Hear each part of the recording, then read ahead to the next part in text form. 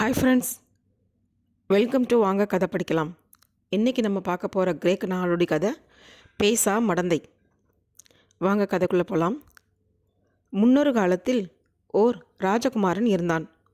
அவன் இருந்த ஊரில் ஓர் பண்டாரமும் இருந்தான். அந்த பண்டாரம் ராஜகுமாரனுடன் நெருங்கி பழகி வந்தான். இருவரும் ஒன்றாக உண்டு வந்தனர்.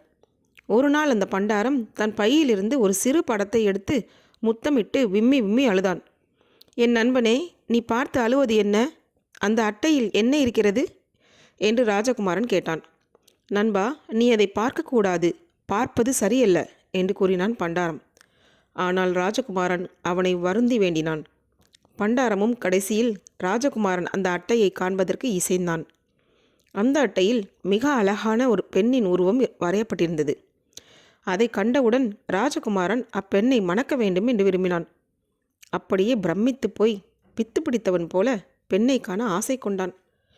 உடனே தன் தகப்பனிடம் சென்றான். அப்பா, நான் மணக்க விரும்பும் பெண்ணை தேடி செல்ல வேண்டும். அதற்கு வேண்டிய பணத்தை தந்து எனக்கு விடைத்தாரும் என்று கேட்டான். அரசன் மிக வருத்தத்துடன் அதற்கு இசைந்தான். ராஜகுமாரனும் விடை பெற்றுக்கொண்டு அப்பெண்ணை தேடி புறப்பட்டான். போகும் வழியிலே ஓர் ஊரை அடைந்தான். அந்த ஊரிலே ஓரிடத்தில் பெரும் கும்பல் கூடியிருந்தது. அது என்ன என்று கேட்டான். ஒரு விசித்திர பறவை விற்கப்படுகின்றது, அதை வாங்குவதற்காகவே இந்த கும்பல் கூடியிருக்கிறது என்று சொன்னார்கள். ராஜகுமாரனும் அவ்விடத்தை அடைந்தான். அவன் அதை 55 தங்க வராகனுக்கு கேட்டான். மற்றவர்கள் 60 என்றனர். ராஜகுமாரன் 200 என்று கேட்டான். வேறு ஒருவரும் அவனுக்கு போட்டியாக விலை கேட்க முன் வரவில்லை. 200 வராகன்களை தந்து அந்த பறவையை அதன் கூண்டுடன் வாங்கி கொண்டான்.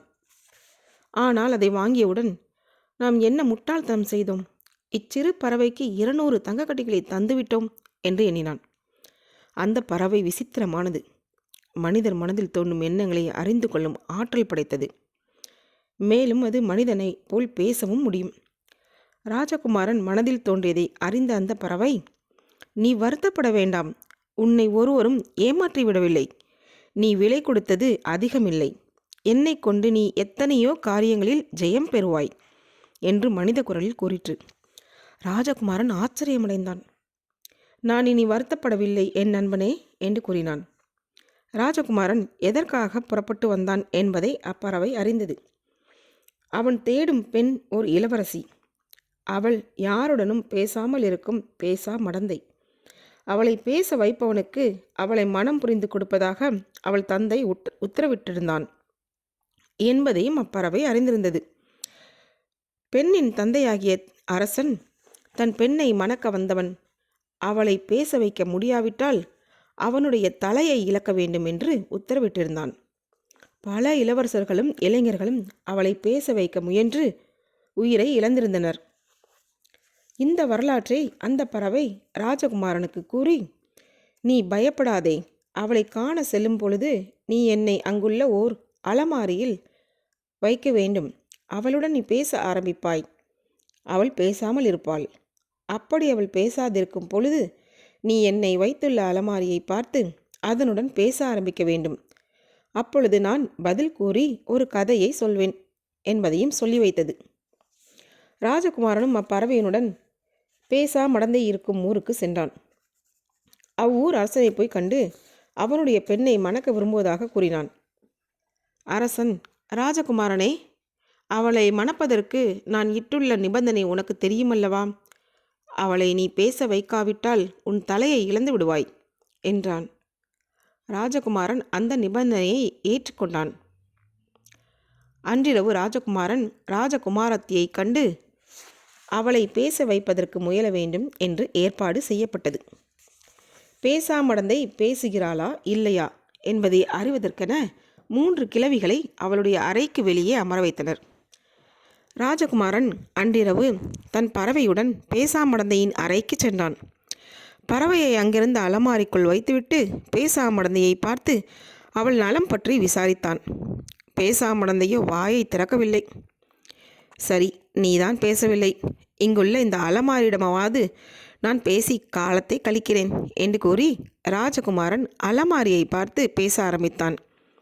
அலமாரியுடன் தான் பேச வேண்டும் என்று பேசாமடந்தை தனக்குள்ளே நினைத்து கொண்டாள். 2 முறை ராஜகுமாரன் அலமாரியை கூப்பிட்டான். பதிலில்லை.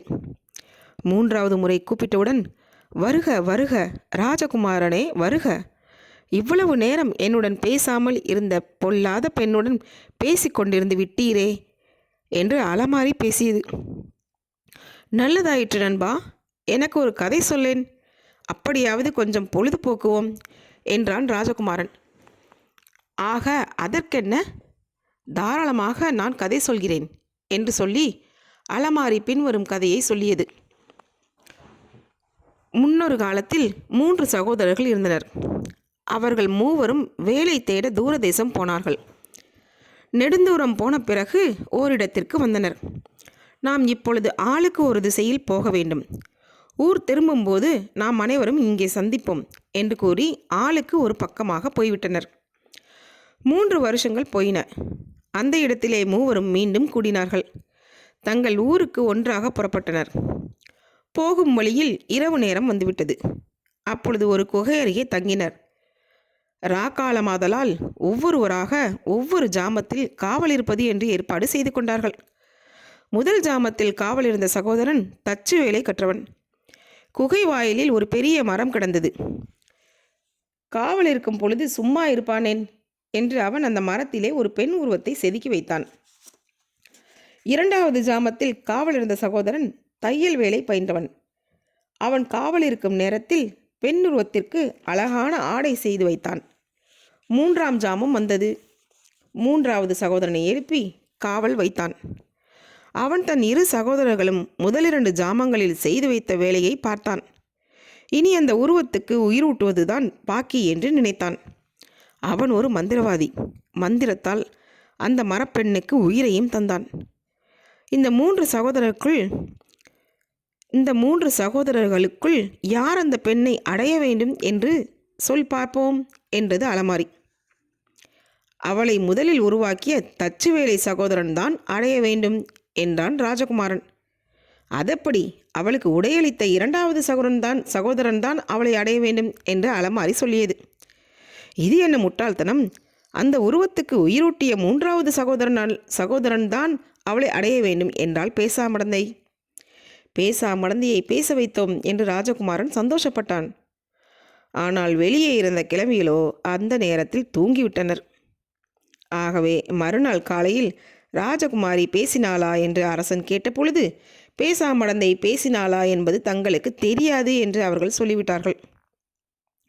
ராஜகுமாரன் பேசாமடந்தை பேசினாள் என்று கூற, பேசாமடந்தை பேசவே இல்லை என்று தலையை அசைத்து பாவனை செய்ய அரசன் என்ன செய்வது என்று தெரியாமல் திகைத்தான். சரி, இன்றிரவு மறுபடியும் ராஜகுமாரன் பேசாமடந்தையை காண செல்லட்டும் என்று முடிவு செய்தான். அன்றிரவு பேசாமடந்தையிடம் போவதற்கு முன் பறவை, ராஜகுமாரனே, இன்று என்னை ஒளித்து வைத்த அந்த அலமாரியை பேசாமடந்தை உடைத்திருப்பாள். ஆகவே வேறு எங்காவது என்னை வைத்து அந்த இடத்துடன் நீர் பேச வேண்டும் என்று முன்கூட்டியே கூறியது.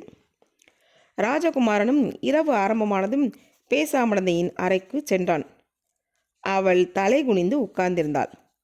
ராஜகுமாரன் பறவையை ஒரு நாற்காலி கடியிலே கூண்டுடன் வைத்து பேசாமடந்தையுடன் பேச முயன்றான். அவள் கள்ளு பிள்ளையாரை போல் உட்கார்ந்திருந்தாள். சரி, நீ பேசாவிட்டால் அக்கறை இல்லை. நான் இதோ இந்த நாற்காலியுடன் பேசி பொழுதை போக்குவேன் என்றான் ராஜகுமாரன். முதல் நாள் இரவை போல ராஜகுமாரன் மும்முறை நாற்காலியை கூப்பிட்ட பிறகு அது அவனுக்கு பதில் உரைத்தது. வருக வருக என் நண்பனே, இவ்வளவு நேரம் நீ அந்த பொல்லா பெண்ணுடன் பேச முயன்று நேரத்தை வீணாக்கி விட்டாயே என்று கூறியது. ஆமாம், இன்றிரவு எனக்கு ஆறுதல் அளித்து பொழுது போவதற்காக ஒரு கதை சொல்லாயோ என்று ராஜகுமாரன் கேட்க, நண்பா, தாராளமாக சொல்வேன், கேள் என்று நாற்காலி பதில் உரைத்தது.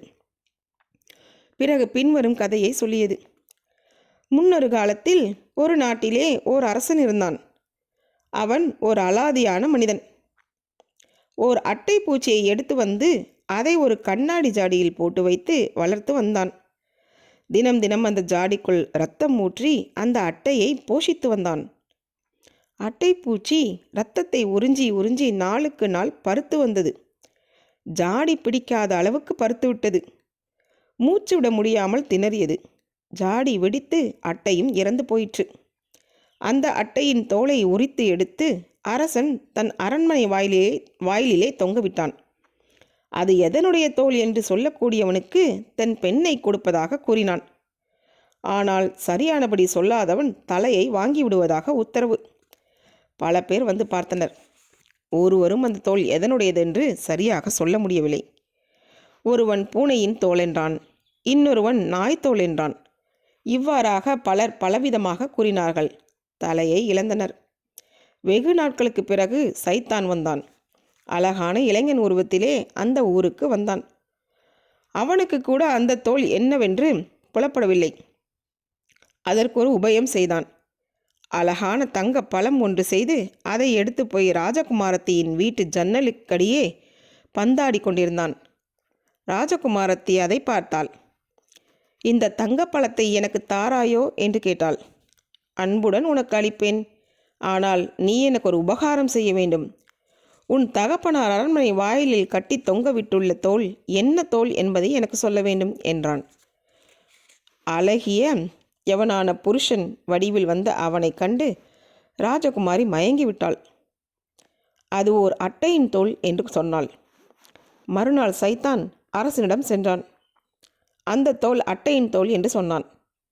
அரசனும் அவன் சொன்னதை சரி என்று ஏற்றுக்கொண்டு தன் மகளை அவனுக்கு மனம் புரிந்து கொடுக்க ஏற்பாடு செய்தான்.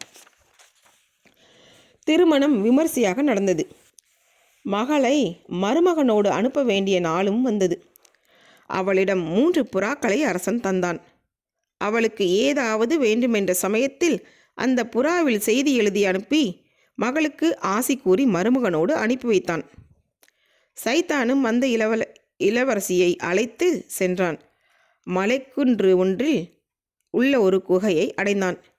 அந்த குன்றை அடைவதற்கு மலை மீது ஏறி வருவது மனிதர்களுக்கு எளிதல்ல. அந்த குகையிலே அவளை வைத்தான். அங்கு தனக்கு கிடைத்ததை அனைத்தும் அவளுக்கு தந்து உணவளித்து வந்தான். தன்னை மணக்க வந்த இளைஞன் உண்மையிலேயே மனிதன் அல்ல என்பதை அறிந்தவுடன் அந்த ராஜகுமாரத்தி தன் தகப்பனுக்கு ஓர் ஓலை எழுதினாள். தன்னை அந்த மானுடலற்றவனான அவனிடமிருந்து காப்பாற்றும்படி தகப்பனை வேண்டினாள். ஓலையை புறாவின் காலில் கட்டி அந்த புறாவை பறக்கவிட்டாள். இதை பார்த்திருந்த சைத்தான் தன்னை ஒரு மேகமாக மாற்றிக்கொண்டு புறாவை பிடித்து விழுங்கிவிட்டான். சில நாட்களுக்கு பிறகு ராஜகுமாரத்தி மீண்டும் ஒரு ஓலை எழுதி 2வது புறாவின் காலில் கட்டிவிட்டாள். அதையும் சைத்தான் பிடித்து விழுங்கிவிட்டான். மற்றும் சில நாட்களுக்கு பிறகு அந்த பெண் 3வது ஓலை ஒன்றை எழுதி கடைசியாக தன்னிடம் இருந்த புறாவின் காலிலே கட்டிவிட்டாள். என்னை காப்பாற்ற உதவியளிப்பதற்குள்ள கடைசி வழி நீ ஒன்றுதான். உன்னை விட்டால் நீ என் தகப்பனிடம் செல்ல முடியாவிட்டால் நான் கதியற்று போய்விடுவேன் என்று கூறி அதை அனுப்பி வைத்தாள். அந்த புறாவும் அவள் கூறியதை உணர்ந்து சாமர்த்தியமாக சைத்தான் கையிலிருந்து தப்பித்து அரசனிடம் போய் சேர்ந்தது. அரசன் ஓலையை கண்டான். சைத்தானிடமிருந்து தன் மகளை எப்படி மீட்பது என்று சிந்தனை செய்தான். தனக்கு யாராவது இந்த வேளையில் உதவி செய்வதாயிருந்தால் முன்வருமாறு அழைத்தான். சில நாட்களுக்கு பிறகு ஒரு கிழவி அரசனிடம் வந்து நின்றாள். அரசனே, நான் உனக்கு உதவி செய்ய முடியும். எனக்கு 5 பையன்கள் இருக்கின்றனர். அவர்கள் அசகாய சூரர்கள். ஒருவன் மீது ஒட்டகத்தின் மீது ஏற்றும் சுமையை ஏற்றலாம். அத்துடன் அவன் முயலையும் விட வேகமாக ஓடுவான். இன்னொருவன் காதை பூமியில் வைத்து உலகில் எங்கு வேண்டுமானாலும் என்ன நடக்கிறதென்று அறிந்து சொல்வான். மற்றொருவன் இந்த சைத்தானையே ஒரு தோல்பைக்குள்ளே அவன் அறியாதபடி போட்டு கட்டிவிடுவான். இன்னொருவன் அம்பு எறிந்தால் ஈயின் கண்ணை 2ஆக துண்டித்து விடுவான். 5ஆமவன் ஆகாசத்திலிருந்து எது விழுந்தாலும் அதில் ஒரு துளியேனும் தரையில் தெரிக்காதபடி ஏந்திவிடக்கூடியவன். ஆதலால் நான் உனக்கு உதவி செய்வேன் என்றாள். தாயே, நீயும் உன் குமாரர்களும் என் குமாரத்தியை காப்பாற்றி மீட்க வேண்டும் என்றான் அரசன். கிழவியின் குமாரர்களை கூப்பிட்டு தன் பெண் சைத்தானிடம் எங்கோ ஒரு மலைக்குகையில் இருப்பதை அரசன் கூறினான். அவர்களும் அரசனுடைய அனுமதியை பெற்று புறப்பட்டனர். சிறிது நேரம் சென்ற பிறகு பூமியின் மீது காதை வைத்து அறிபவனை இறக்கி, நீ அறிந்து சொல், இந்த குகை எங்கிருக்கிறது என்பதை என்றனர். அவனும் கீழே இறங்கி பூமியில் காதை வைத்து அதோ அந்த மலை மீதுள்ள குகையில் அந்த பெண் இருக்கிறாள் என்றான். ஷைத்தானை பையில் அடக்க வல்ல சகோதரனை கூப்பிட்டு, நீ போய் அந்த ஷைத்தானை பிடித்து பையில் போட்டு எடுத்து வா என்றனர். அவனும் போனான். ஷைத்தான் படுத்து உறங்கிக் கொண்டிருந்தான். சைத்தான் அறியாதபடி அவனை ஒரு தோல் பையில் போட்டு எடுத்து வந்துவிட்டான். பிறகு முயல் போல் ஓடுபவனை அனுப்பி அரசனுடைய மகளை அழைத்து வந்தனர். அனைவரும் திரும்ப ஊருக்கு புறப்பட்டனர். அந்த சமயத்தில் சைத்தான் விழித்து கொண்டான். தோல்பையில் அடைப்பட்டு கிடப்பதை அறிந்து அதை கிழித்து கொண்டு வெளியே வந்தான். உடனே ஒரு கருமேகமாக தன்னை மாற்றிக்கொண்டான். பெண்ணை பிடித்து எடுத்து மேலே பறந்து போனான். அப்பொழுது அம்பு எறிவதில் கைத்தேர்ந்த சகோதரன் வில்லை வளைத்து ஓர் அம்பு எறிந்தான். மேகத்தை துளைத்து ஷைத்தானை துண்டாக்கி வீழ்த்தியது அந்த அம்பு. அந்த சமயத்தில் பெண் ஆகாயத்திலிருந்து கீழே விழுந்து சாகாதபடி ஏந்தி அவளை பூமியின் மீது நிறுத்தினான். பின்னர் அந்த பெண்ணை அழைத்து அனைவரும் அரசனை அடைந்தனர். அரசனும் சந்தோஷமடைந்தான். அவன் பெண்ணும் அளவிலா ஆனந்தமடைந்தாள். அந்த பெண்ணை யாருக்கு மனம் செய்து கொடுப்பது என்று நாற்காலி கேட்டது. ஷைத்தானை தோல்பையில் பிடித்து அடைத்தவனுக்கு என்றான் ராஜகுமாரன். இல்லை இல்லை, முயல் போல ஓடும் சகோதரனுக்கு தர வேண்டும் என்று கூறியது நாற்காலி. அது சரியல்ல, அவள் ஆகாயத்திலிருந்து கீழே விழுந்தபோது அவளை தாங்கி பிடித்து காப்பாற்றியவனுக்கு தான் அவளை கொடுப்பது நியாயம் என்றாள் பேசாமடந்தை. ஆனால் அப்படி அவள் பேசிய நேரத்தில் வேறு ஒருவரும் அதை கேட்டு கொண்டிருக்கவில்லை. வெளியே இருந்தவர்கள் தூங்கிவிட்டனர். மறுநாள் பொழுது விடிந்தது.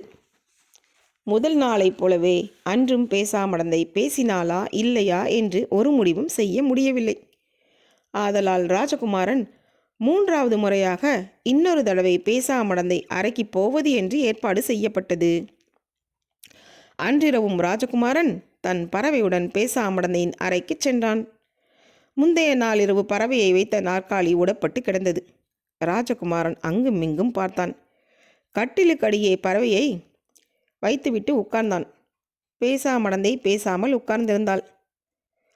சரி, நீ பேசாவிட்டால் போகட்டும், உன் கட்டிலுடன் பேசுகிறேன் என்று கூறி ராஜகுமாரன் கட்டிலை பார்த்து முகமன் கூறி நின்றான். மும்முறை முகமன் கூறிய பிறகு கட்டிலும் அவனை வரவேற்றது. ராஜகுமாரன் கட்டிலை பார்த்து, நீயாவது எனக்கு ஒரு கதை சொல்ல வேண்டும் என்று கேட்டான். அதற்கு சேர்ந்து கட்டிலும் கீழ்கண்ட கதையை சொல்லிற்று. ஓர் ஊரில் ஓர் அரசனுக்கு 3 பிள்ளைகள் இருந்தனர். அவர்கள் மூவரும் தங்கள் சொந்தக்கார பெண் ஒருத்தியையே மனம் புரிந்து கொள்ள விரும்பினர். இந்த காதல் நோயிலிருந்து அவர்களை காப்பாற்றுவதென்று அரசன் அவர்களை தூரதேச பிரயாணம் செய்து வருவதற்கு அனுப்பி வைத்தான். நெடுந்தூரம் போன பிறகு அவர்கள் தனித்தனியே பிரிந்து போக விரும்பினர்.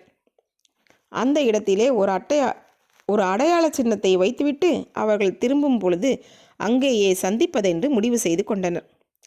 ஒவ்வொருவரும் ஒரு பக்கம் பிரயாணம் போனார்கள். சில நாட்களுக்கு பிறகு அந்த இடத்தில் அவர்கள் அனைவரும் வீடு திரும்புவதற்காக மீண்டும் சந்தித்தனர். அவர்கள் கண்டு எடுத்து வந்ததை பற்றி பரிமாறிக்கொண்டனர். நான் ஒரு அழகான முகம் பார்க்கும் கண்ணாடியை வாங்கினேன் என்றான் ஒருவன். நான் ஒரு சிங்கார பட்டு கம்பளத்தை வாங்கினேன் என்றான் ஒருவன். நான் ஒரு அழகிய ஆப்பிள் பழத்தை வாங்கினேன், அதன் வாசனை பட்டால் இறந்தவனும் உயிர் பெற்று விடுவான் என்றான். என்னுடைய சிங்கார கம்பளத்தில் ஏறினால் நொடி பொழுதில் உலகை சுற்று வந்து விடலாம் என்றான் மற்றொருவன். என்னுடைய கண்ணாடியிலே உலகின் மறுகோடியில் நடப்பது என்ன என்பதை காணலாம் என்றான் 3ஆம் சகோதரன். நம்முடைய மாமன் மகளை அந்த கண்ணாடியிலே காண்போம் என்று மூவரும் அதனுள்ளே பார்த்தனர். பாவம், அந்த பெண் உயிரிழந்து கிடந்தாள். அந்த சிங்கார கம்பளத்தில் ஏறி தங்கள் ஊருக்கு போக வேண்டும் என்றனர். மறு வினாடியே ஊரை அடைந்தனர். அங்கு சேர்ந்தவுடன் ஆப்பிள் பழத்தை கொண்டு வந்தவன் அதை அவன் மாமன் மகளின் முகத்தருகே வைத்தான்.